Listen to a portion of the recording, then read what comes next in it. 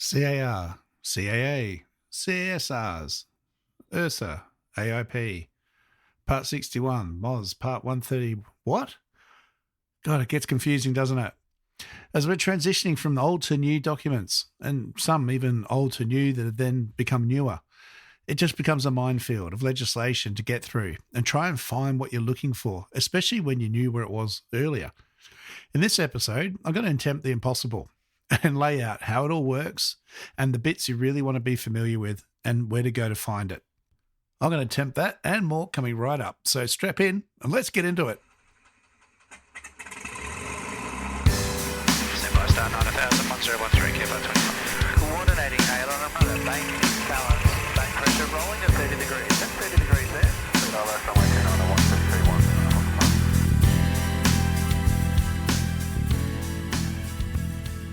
G'day everyone, welcome to episode 66 of Flight Training Australia podcast. A podcast all about flight training and flying in Australia and beyond.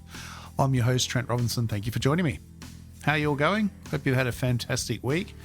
I've just had a few days off in Cairns, did a bit of snorkeling with my wife for her birthday, which was just fantastic. Nowhere near long enough, but it's all we could manage.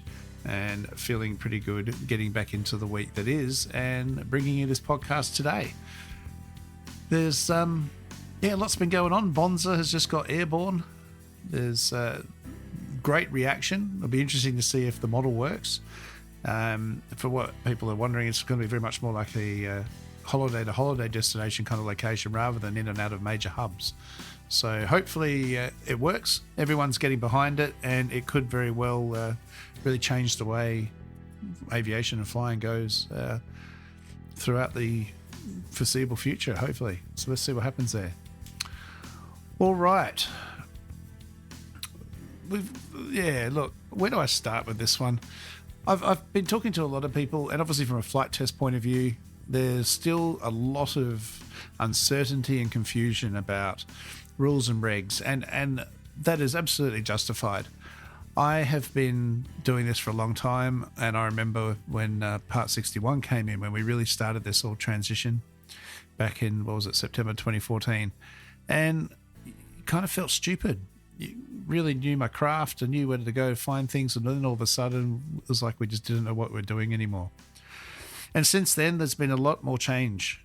Part 61 has come out. It's been established. Everyone got the hang of that. Then Part 91, 119, 121, 135, all these new bits and pieces. And not just for us, but for engineering, for aerodrome guidance, for doctors, damies.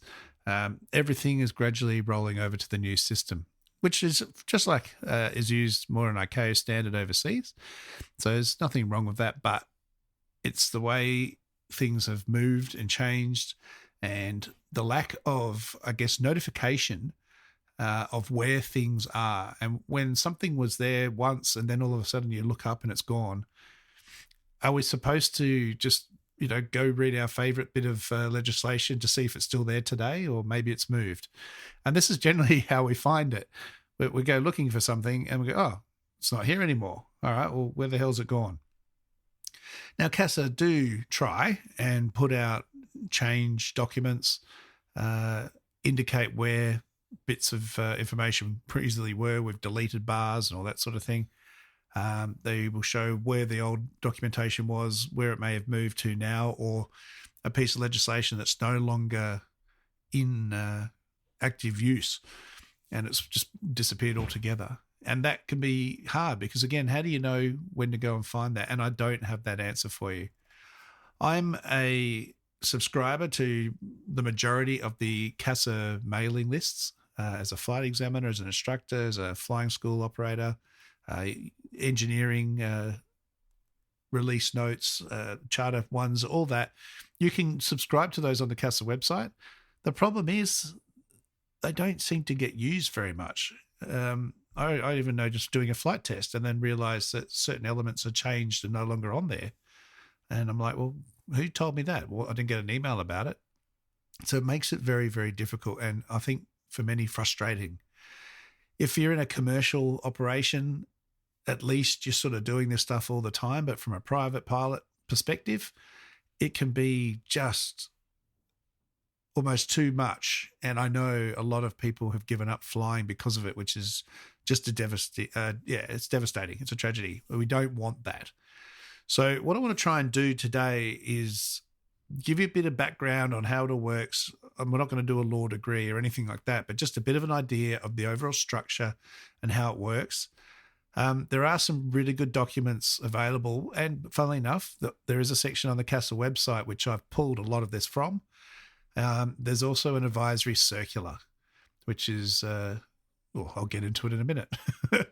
But CASA is starting to put a heap of these out now, which do go to try and explain how it all works. So you do have to read more to understand a little bit, but I do think for a lot of people, you might find that quite useful. And again, you don't have to read everything, but skim through it. So as always, I will put these links in the episode descriptions for you, and you'll be able to find all of that there until that changes as well. All right.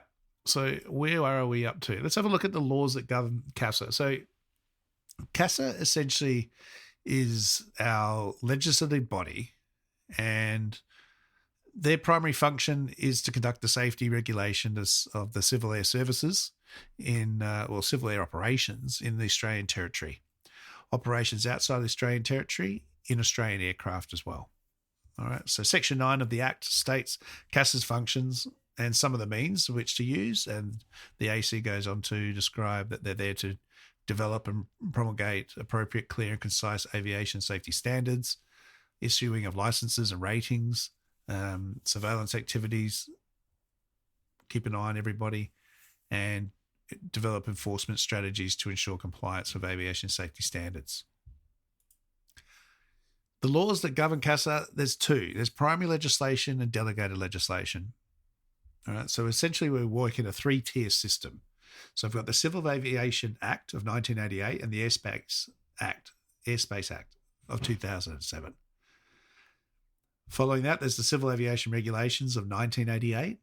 That is moving across into the CASRs, or the Civil Aviation Safety Regulations of 1998, and the Airspace Regulations of 2007. And then following on from that, we have the Manual of Standards, the Civil Aviation Orders, and various other legislative instruments. All right. So that is what's basically done, and trying to now come more into alignment with the rules from the International Civil Aviation Organization, otherwise known as ICAO. So that's what we're doing at the moment. And if you're familiar with the American system, part this, part that, they're already doing all that, and we're trying to mimic the same thing. Some will argue we've overdone it, and ours is far too fattened up and too much detail. Our Part 61, for example, is just too thick. There's too much in there, too much info. Look, we operate in Australia, so I'm not going to worry about what everyone else is doing, because this is the system we've got to work with. All right, so the primary legislation refers to laws passed by Parliament, and this includes the Civil Aviation Act and the Airspace Act, as I mentioned. And that goes through the Minister for Infrastructure. The Transport and Regional Development is responsible for the CAA and the Airspace Act. So anytime anything wants to get changed, it needs to go through Cabinet or the Prime Minister's approval, gets passed through Parliament, and then the Governor-General is basically the final desk point where it sits there and gets passed. And this is why when you see simple things and you go, why is this still here? Why hasn't this been fixed yet? Well, it's got to get in the queue, I guess. And if it's not that important, it takes time. So after that, we've got the delegated legislation. And that's where the CASRs, the CAOs, the MOS, airworthiness directives for aircraft maintenance, and various other instruments that come out as well. And that's our Australian Technical Standard Orders. If you know about GPSs, you might have heard of a TSO 129 or 146 GPS. That's the American system. We do have an Australian Technical Standard Order, or an ATSO, but it doesn't get it doesn't get used very often, because it's better to go an international acceptance of a TSO approval than the Australian one. All right. So that's where all the rules come from. What else do we have? Well, just a little sidestep. We do have Air Services Australia, And we do have the AIP. In the AIP, we have the URSA, the AIP book, the en route and the general, the charts and plates, all that sort of stuff that we have as well. And Air Services approval is basically under the Air Services Act of 1995. And that part of that requirement is that Air Services Australia is responsible to provide safe, secure, efficient air navigation and aeronautical information, aviation communications, radio navigation aids, and the rescue firefighting services to aviation industry. So everything in the AIP, the URSA, that sort of stuff is law and is regulated. So we do need to follow that sort of thing. I know some people feel that there is no legislation that gives that legal standing, but there is. The other one is the ATSB, and we've also, of course, got the Bureau of Meteorology. Don't say bomb. All right, and they operate under the authority of the See, this is why no one says meteorology. You can't say it. The Met Act. How's that? The Meteorology Act of 1955. Maybe we need to get and have a bit of a look at that one, hey? Looks a bit out of date to me. So the BOM, there you go. It's in there. I'm allowed to say it. Well, the Bureau is Australia's National Weather, Climate and Water Agency, and they are obviously there to provide all the weather services for the Australian Antarctic Territory and our TAFs and our METARs and SPECIES, SIGMETs, all that sort of thing as well. So everyone is operating under various acts that give them authority to do what they do. All right. So that took a fair bit just to go through the overall structure. Let's have a look at the individual documents now and how it all works.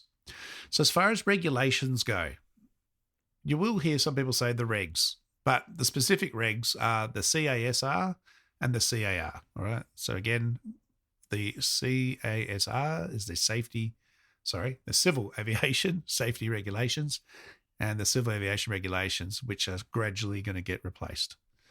So they set out required safety standards for things like airworthiness, licenses and ratings for flight crew and maintenance personnel, air traffic control, rules of the air, dangerous goods, and other aviation safety issues. So in the CASRs, this is the regulatory structure. So it represents all the current and proposed part numbers that make up the CASR. And there are parts still outstanding. They haven't all been created yet. All right. Now, what helps explain the CASR is the MOS, or the Manual of Standards. So the MOS contains technical material and requirements. So they include specifications and applications to complement the CASR requirements. So it's a much more expansive. If you look at the CASR, it doesn't really tell you a whole lot. There's sort of more dot point sort of facts, whereas the MOS goes and tells you all the good guff. It's almost like the explanatory document. All right, and they contain standards authorized by particular regulations. The CAOs gradually disappearing. All right, there's still some there, but they're gradually getting replaced. So they contain technical detail and requirements to complement those things found in the CAR, again, because they're the two older documents. You then got airworthiness directives, or ADs. So airworthiness directives come from types of aircraft or aeronautical products when an unsafe condition exists, or it could be an aeronautical product. It's possible that it's likely to exist in an aircraft or an aeronautical product, and it could develop in aircraft. So you may know from accident reports from ATSB that a particular part is found to be faulty, and it might be that the aircraft is about 10,000 hours, and they've noticed similar other aircraft of, well, however many hours, this problem's starting to occur. They put out an airworthiness directive, and that will get sent out to all operators of that aircraft that they need to go and look at and inspect these things. All right, so that's what ADs are. All right, then the other thing we have is advisory circulars. So they need to be read in conjunction with the reference CASR or associated MOS section. And these are kind of the new CAP. So the CAP was the Civil Aviation Advisory Publications. And a lot of the material you'll find, a lot of CAPs have been disappearing, and they've been changing to these advisory circulars. So they're still very much the same thing. They're interpretive and explanatory guidance, but they are they're not law exactly, but they're given or they're issued by the regulatory body. So you've got to have a very good reason sort of not to be, following that guidance. But there are some very good ones out there. And if you have a look on the advisory circular page, you'll see topics, just all sorts of stuff. And especially for instructors, very, very handy material there. So I definitely recommend you have a look at it. All right.